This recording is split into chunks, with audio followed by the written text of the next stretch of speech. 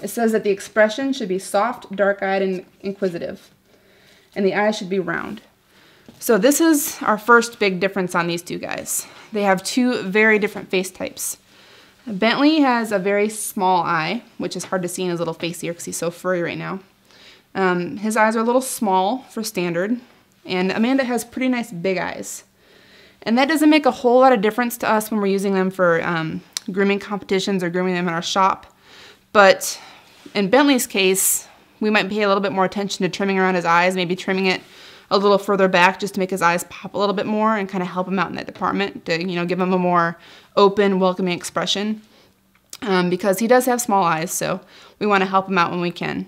And that's something to keep in mind, is if we're grooming dogs or if we have a dog on our table at the shop that is maybe not ideal as far as conformation, we want to do what we can grooming-wise to kind of help them and kind of disguise their flaws and, you know, accentuate their good parts to make them look like the breed they should.